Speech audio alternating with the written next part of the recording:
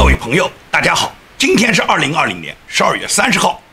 还有一天呢，就进入了新年元旦。那么，美国总统2020年的大选呢，到今天呢，仍然没有得出一个结果。我们关注呢，仍然是大选的各种内容。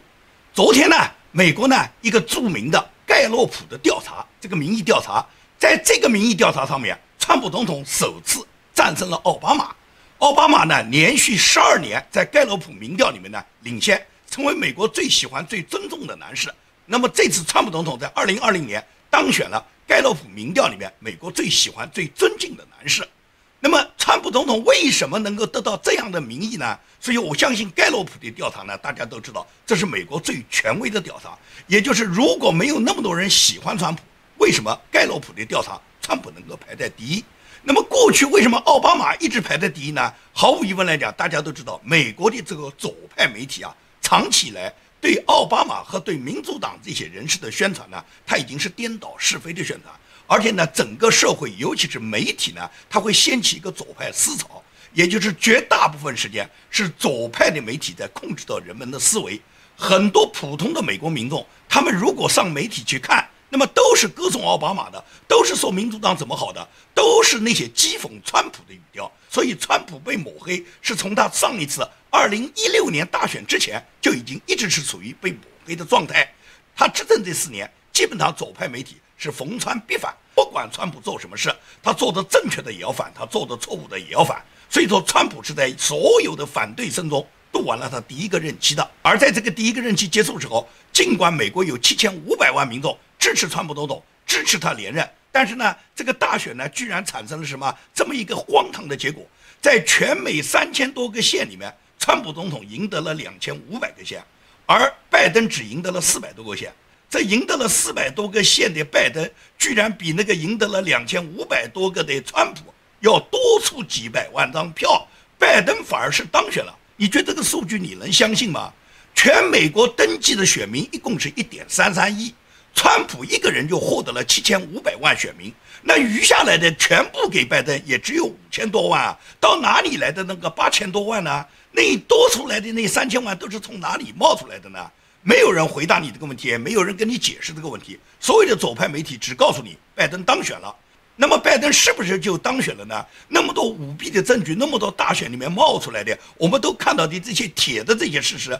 难道你看不见吗？很多人呢，他是装傻，他看不见。因为呢，川普呢，实际上是被共和党建制派的大佬和民主党的领导人们是联手把川普做掉的，他们就要把川普挤出局，包括最高法院大法官，他们都参与了整个这个阴谋。最高法院首席大法官罗伯茨，他在今年8月份他的一段电话录音里面，就明确跟联邦巡回法院的一个高级法官，在这个电话录音里面，他就说一定不能让川普连任，我们一定要把这个家伙赶走，绝对不让他再继续在白宫里面待下去。这是罗伯茨在今年8月份他就已经告诉了其他联邦法院巡回的法官，告诉他们怎么做局，要把川普挤出去。那么民主党通过大规模的控制全国的各种舞弊系统，导致了本轮大选在7个问题州里面产生了绝大部分的问题选票。所以这些选票目前来讲是否能够得到认定，要到1月6号。那么在这种情况下，拜登就已经被媒体宣布已经当选总统了。对于媒体宣布拜登当选，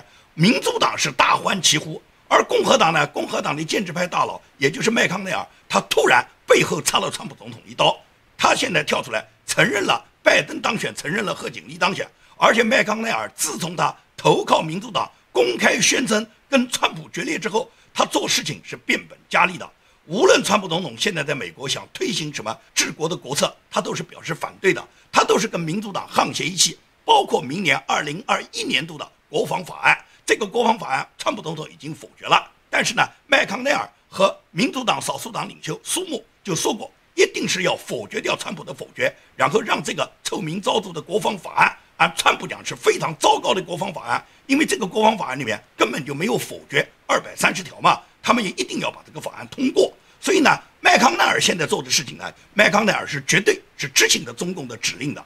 麦康奈尔这个人今年是第7次连任了，大家都知道参议员任期是6年，如果7次连任，6、7就是42年，也就是麦康奈尔他在这个参议员的位置上已经待过了42年。他本人是1942年出生的，他跟拜登是同一年出生，也就是他今年已经78周岁。那么他这一轮任期如果满的话，就达到了84岁。他42年的参议员的资历，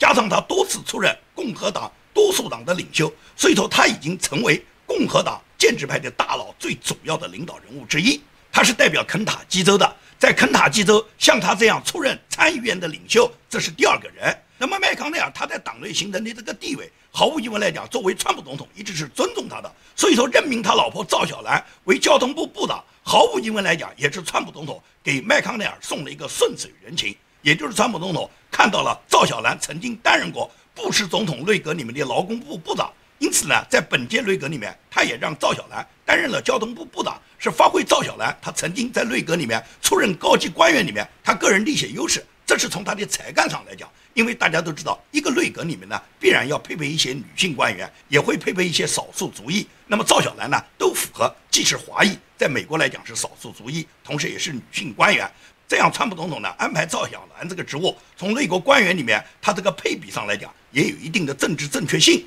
那么当然了，他肯定是给了麦康奈尔极大的面子。但是麦康奈尔是个什么人呢？麦康奈尔绝不仅仅是普普通的白宫这个华盛顿沼泽里面的大鳄，是一个普通大佬。他是一个听命于中共的一个重要的、被中共常年渗透的一个在华盛顿沼泽里面帮共产党发挥着重大作用的一个美国共和党的领袖。为什么这么说？大家看啊，很多民主党人啊，他都是极左。你比方说桑德斯，桑德斯是绝对的社会主义者、共产主义者，也就是桑德斯他是狂热的共产主义的支持者和追随者，他是民主党的大佬，他是追随共产主义，这是他的一个思想理念，是他的一个意识形态。但是桑德斯，你说他是不是就被共产党控制，是共产党收买？这个不一定，因为桑德斯他有这个意识形态，也就是说，桑德斯未必是中共的人，他只是意识形态跟美国这个右派跟美国保守派他这个价值观的对立，他的思想观念左倾，他向往共产主义，但他未必呢是中共呢已经收买掉，或者是跟中共是沆瀣一气的。不是说民主党里面所有的大佬中共全部收买得掉，因为相当的民主党里面的大佬，像沃伦、桑德斯这一类，他就是追寻共产主义，他对社会主义是一种迷恋。而麦康奈尔就不一样了，麦康奈尔是台湾人的女婿，是赵小兰的老公，他被中国共产党长期的勾兑、长期的潜伏、长期的腐蚀，所以他本人具备这个地位以后，他不仅仅是跟民主党在勾兑，当然这种勾兑是他们的利益交换，他并不是受民主党控制。但是控制他的人绝对是中共，也就是中共对麦康奈尔是能下得了指令的，是可以通过赵小兰去干预麦康奈尔的政治操作的。所以说，你看到麦康奈尔现在给川普总统背后插刀，这显然就是受到了中共的指令。因此来讲，现在美国民主党的这些主要领导人，一是跟中共勾兑得很深，第二个，民主党本身从他们思想理念上来讲，跟中共就非常接近，所以说民主党人跟中共他们合二为一呢，这个一点都不奇怪。共和党里面的建制派大佬，也就是像麦康奈尔这一类，他被共产党腐蚀了以后，为了他家族的利益，毫无疑问来讲，他在出卖着美国人民的利益嘛，不然他对川普总统也不会如此的背后下刀。所以说，在这种情况下，美国现在形成了国会参众两院民主党、共和党对川普总统一致的排斥和孤立。同时，美国的媒体基本上对川普除了抹黑、嘲讽之外，也就是劝川普赶紧认输。纽约邮报的辩护会就在前天发表了一个社论，他这个社论对川普喊话，他跟川普说：“总统先生，你就放弃吧，为了你和国家好，是时候停止这种黑暗的伎俩了。你有权调查选举，但需要明确的是，这些调查没有发现任何结果。鲍威尔就是个疯子，福林将军的建议戒严等于叛国，这太可耻了。你在政变。”你看看《纽约邮报》对川普他的这个社论就明确把鲍威尔调查所有大选舞弊，他认定是疯子；把福林将军要求川普实行叛乱法，把那些跟境外敌对势力企图颠覆美国、对美国大选有干预的这些叛国者和境内勾结的这些叛国者实行叛乱法。他们认为川普是在搞政变，川普是国家总统，实行叛乱法是在法律范围内。难道实行法律范围内的总统职权是在搞叛乱吗？为什么他们特别怕呢？你观察左媒啊，你观察所有左派媒体，他们最怕的实际上是两件事：一怕什么？一怕是彭斯副总统到1月6号坚决不认可那7个摇摆州、问题州他所有的选举人票，也就宣布这些选举人票因为作弊把它作废。他们最怕彭斯会这样去做。第二个怕就是川普总统实行军管，以反叛乱法对美国那些勾结境外敌对势力的这些叛国者，对他们在军事法庭进行抓捕。他们最怕，所以他们不断的抹黑川普的同时，给川普威胁，告诉川普你在叛乱，你在政变。究竟谁在政变呢？明明是民主党组织了一起大规模的舞弊事件，通过舞弊改变了美国人民选民的方向，然后他们在搞政变，通过舞弊操纵选举的方式政变了这个国家，改变了国家的领导人。为什么川普总统得到全世界人民的拥护啊？你看看本轮美国大选，无论是日本也好，台湾也好，澳大利亚也好，法国、加拿大、圣地亚哥也好，以往从来没有任何一个美国总统候选人在他自己竞选那一年会得到全世界如此广泛的集会游行，得到大规模的群众对他的拥护和声援。在过去有这种情况吗？4年前川普总统上任时候，全球也有很多游行示威，那些游行示威很多是反对川普的，因为这都是民主党去告诉他们，去渲染川普这个人多么的无能，川普这个人根本不配当美国总统。只是川普总统，美国人民选择了他，他后来就当选了，所以当时还有人反对他。但是今天已经完全调过来，所有全世界各种机会支持美国总统的，一定支持的是川普。为什么这个全世界大规模的其他国家的这些人都要游行示威支持川普呢？这种现象有什么解释呢？这种现象只有2个解释，要么就是川普总统他整个这4年他的施政纲领赢得了全世界人民的信任和尊敬，要么就是川普总统这次所谓的败选，拜登被媒体宣布当选为总统，成为了一个冤案，被人操纵了，要么就是这2个现象都有，否则你是无法解释这个现象的。所以说川普总统他已经得到了全世界很多国家人的支持，那么你觉得川普他的当选不是众望所归吗？所以为什么左派他就特别怕这2条？一怕彭斯副总统在1月6号作为参议院议长，他本人不认可那7个摇摆州的这些选举人票。在网上呢，我呢曾经做过一个视频，目前来讲网上非常可笑，也就是很多人呢他会把我的视频剪辑拼接，然后在这个里面断章取义后，有一种呢是对我攻击，还有一种呢是不是我建明确实到了这个影响力，趁我的这个视频以后呢，他可以增加他一点点击量。前一段时间有一个民进的嘉宾叫马巨的，马巨呢拼接了一段视频，这个里面一部分是我的视频内容，一部分他引用了林肯总统当年评判，然后他把这个评判的内容跟邓小平、李鹏他们在64天安门广场屠杀把它结合起来，他最终认定我跟邓小平和李鹏就是一伙的。这就是这个马巨干的事情。我跟这个马巨在网上从来没有讲过话，从来没看过他一期节目，从来没跟他在网上在推特上面有过1个字的往来。我跟这个人根本不认识，他突然来碰瓷，突然剪辑这一段视频，而且这个视频剪辑的还很巧妙，把我吴建民的内容跟林肯总统评判的内容跟邓小平、李鹏的屠杀，他全部把它串在一起，最后得出来的结论就是我吴建民鼓吹军管，鼓吹在美国留学，就是跟邓小平、李鹏他在天安门广场杀人是一样。他就是这样想的，他准备把我吴建民打成跟邓小平、李鹏是一伙的。你看看这个马巨，这个民进的这个嘉宾，他多么险恶用心。马巨这个事是代表他自己做吗？你看看他做的那个自媒体，有几个人看？他有什么编辑水平啊？那么这一段视频能够拼接的那么巧妙，是马巨一个人在工作吗？马巨一个人在战斗吗？滕彪都赶过来给他点赞，滕彪为什么要给他点赞？很多人关心问我和滕彪是什么关系，因为有这么一个听众就曾经说过，他说过去他呢认识滕彪。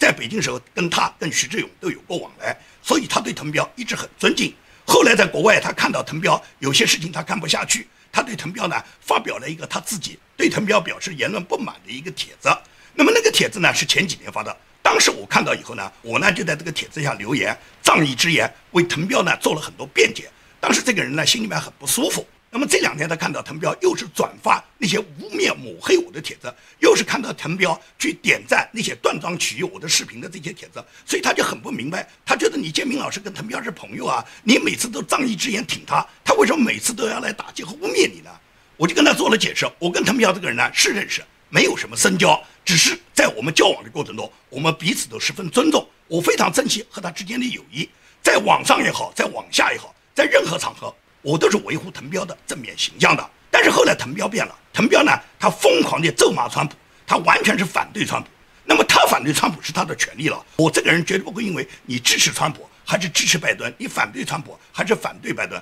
我就和你为敌。你是你的政治思维，我是我的政治思维，我们各自保持我们各自的政治观点，我们谁都不强加于谁。所以对他一味反对的川普，我没有和他之间发生过任何往来。但是呢，他就老是来点赞那些打击、污蔑和造谣我的帖子。他不断地转发这些帖子以后，我就不知道滕彪他这样做的目的是什么。我到现在我没有对他滕彪有过一个字的反击，因为我要脸面，但是他已经不要脸面。在这种情况下呢，我呢仍然保持一定的克制。那么马驹这个视频呢，他进行断章取义、进行拼接以后呢，在马驹这个事情之后不久呢，又有一个不知名的一个也在做自媒体的，我不知道是什么人啊，他也拼接了我自己的一段视频，在网上讲述彭斯副总统有没有权利在1月6号拒绝承认这7个摇摆州的选举人票。我不知道他是来碰瓷我吴建民带来一点流量，还是说他自己真正对美国的宪法他懂什么。我感觉他完全是一知半解，他把他自己一知半解呢来当作权威来纠正我。他说是美国历史上曾经有过参议院议长，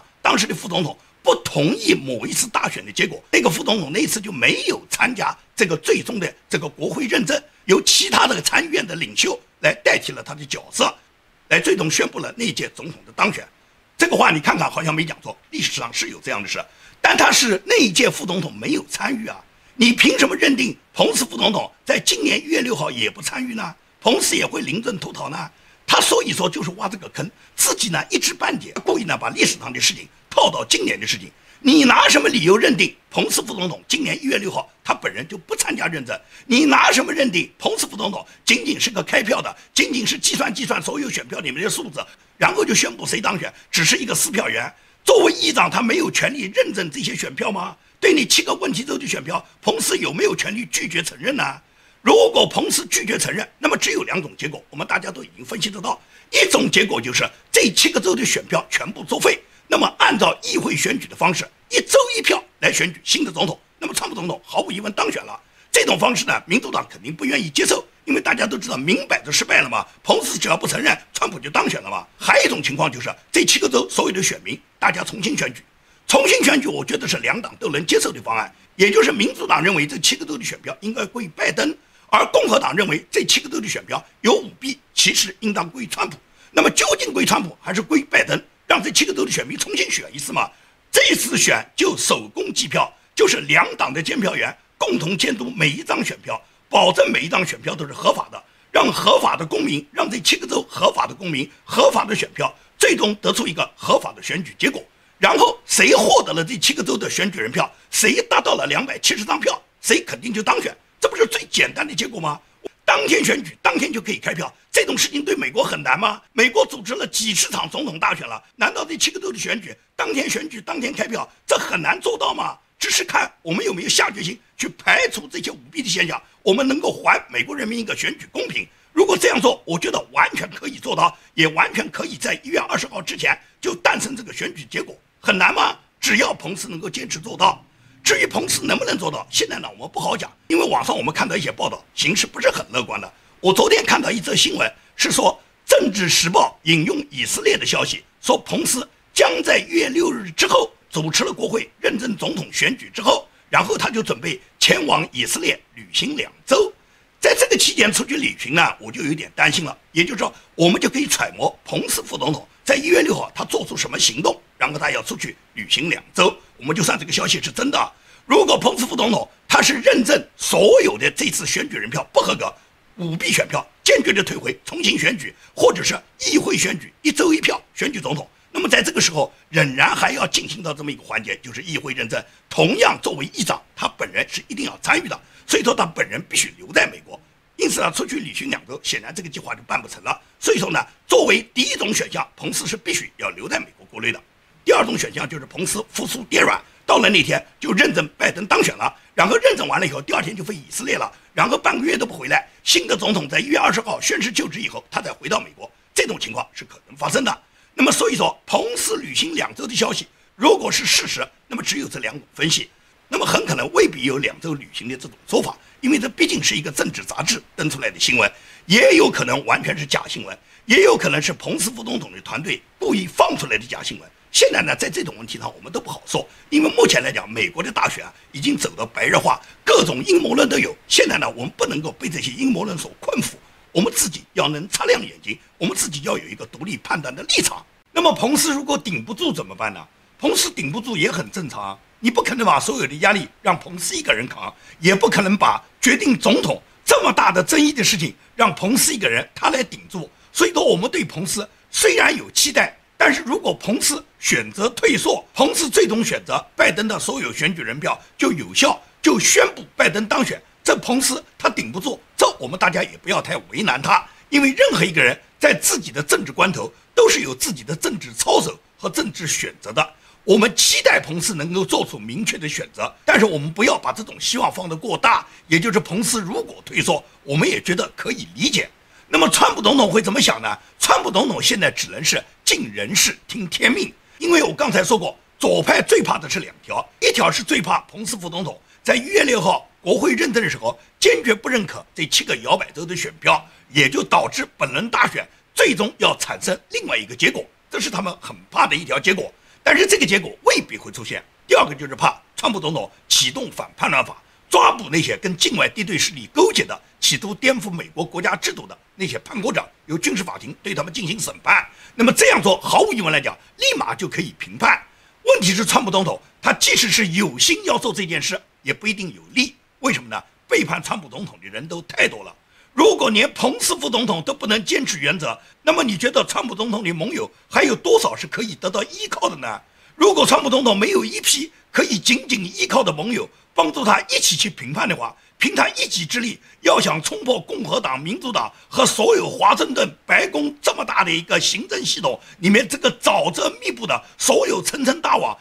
你让他以一己之力来救美国，他个人的力量能扛得住吗？那么当然了，人民支持。如果人民起义，那毫无疑问来讲，问题是人民会不会起义，人民起义会走到哪一步，这都是我们很期待的一件事。今年本轮大选本来就是很意外的发生，那么我相信这个结局也一定是一个意外的结局，也就是并不是我们所想象的常用的那个常人的结局，也就是川普总统他会尽他的人事，但只能是听天命。即使是川普总统真的被他们做局做出了，也就是彭斯副总统在1月6号这个国会选举认证上面他也退缩了，也宣布拜登当选了，川普总统也真的被挤出局了，你觉得是不是美国就完蛋了呢？美国有那么多美国人民在啊，如果人民起义当然是最后的一条，问题是人民能不能起义，在什么状态下起义，这种起义能不能导致美国能不能导致他回归传统的价值观？再说是不是川普总统真的被他们挤出去，川普就算彻底输了呢？4年以后川普总统就没希望了吗？因为4年以后如果川普总统重选，绝对不会以共和党的这个候选人再来参加什么选举了，因为共和党已经背叛了川普总统，而不是川普总统背叛了共和党。如果这次共和党和民主党一起做局，把川普总统挤出这个大选，那么我相信川普总统有这7500万支持他的人民，不止7500万，可以讲投选拜登里面的选票有很多人都是被篡改的，也就是这些人本来就是支持川普的，只是把他们的这个选票把它划到了拜登的名下。所以我个人分析，支持川普总统的总人数绝对不止7500万，说不定是8000万，说不定是9000万，甚至是1个亿。也就是川普总统有这么大的号召力，他不可以成立一个新的政党吗？他成立一个新的政党，就会标志着所有的共和党、民主党，所有愿意回归美国价值观的，所有爱护美国的，希望美国能够仍然领先全球的那个自由主义灯塔的人，都会加入到川普总统新的政党里面去。而且川普总统他个人是亿万富翁，他有足够的这个资金能力，他的女婿库什纳是犹太的富翁，他女婿库什纳和伊万卡完全可以成立一家右翼的媒体，也就是保守价值观的媒体。这家媒体可以做到不删帖不封号，也就是这家媒体因为它的真实性同样可以在美国形成巨大的影响力。川普总统既有阻挡的能力，也有创办媒体的能力，更有这种上亿的民众在支持他。你说4年以后川普总统这个新的政党来参加竞选，那共和党、民主党哪个党是川普总统他的这个党派的竞争对手呢？有的人说那他们可以继续舞弊啊，如果你继续舞弊，那对不起，新的政党的民众他们就完全可以来守卫美国的宪法，来组织起义了，因为绝对美国不允许用舞弊的方法来诞生美国的总统。我相信美国人民认识得很清的。现在很多人对川普总统的痛恨，他完全是一种错误的选择，尤其是现在有很大一部分我熟悉的或者是我了解的一些华人，这些等待振臂的华人啊，他们往往呢认为只要拜登上台，拜登不是说过吗？他上台马上就做3件事，其中会给2100万非法移民，给这些人马上就给他们美国身份。所以很多华人，尤其那些等待振臂或者是多年没有身份的人，他们都很激动，因为他们觉得拜登上台给身份，我们就有身份了。其实，在这个地方呢，我真的要跟这些等待振臂的朋友，不管是我建明认识的，还是我不认识的，我要跟你们做解释一下。拜登所指的这2100万非法移民给他们美国身份，不是你们这些正在等待政治庇护的中国来的这些移民。拜登给身份的人都是那些坐着大篷车通过美墨边境，他们这些以非法身份进入美国的人，这些人大部分都来自于南美的国家，如洪都拉斯、萨尔瓦多、多米尼加、墨西哥、哥伦比亚、委内瑞拉，包括一些非洲什么叙利亚、索马里这些地方跑来的这些难民，他们是根本就没有身份。这些人是民主党欢迎他们进入美国，然后民主党许予他们身份，然后这些人给民主党投票。所以说，拜登要解决的2100万是这些人，给这些人身份以后，这些人为民主党奉献他们的票仓，跟你那些等待振臂的华人没有1毛钱关系。因为等待振臂的华人，所有人进入美国都是合法进入美国的，不是非法移民。你们拿的要么是旅游签证，要么是学生签证，要么是探亲签证，要么是 L1， 要么是 EB5， 要么是 EB1， 你总归是有一个签证是合法的进入美国的，所以你不存在非法移民。只不过你到了美国以后，你希望通过政治庇护这个方式能使你获得一个美国的身份，只是呢你在申请这个过程中呢，由于川普接任以后，川普他现在调整的政策是后来的人先谈话，先来的人就搁置了，这样就导致有相当一部分的人他们始终没有得到面谈的机会。那么这一部分人就把怨气撒到了川普头上，认为他们没有获得这个振臂谈话的机会是川普不利。同时呢，拜登愿意给2100万非法移民身份，那我们支持拜登，我们马上就有身份了。这都是一种错误的理解。在网络上有很多攻击川普的人，往往都是因为自己个人在美国多年不得志，有的人在美国已经几十年了。从克林顿就开始，比方说和平是克林顿那个年代就进入美国了。克林顿、小布什、奥巴马，轮到川普已经4任总统了，他都没有获得身份，他把这个怨气撒到川普头上，你觉得他这个做法是合适的吗？能够欣赏川普这样的人，你说他能是什么人吗？所以我早前面就讲了，啊，支持川普就会成为你未来的羞耻。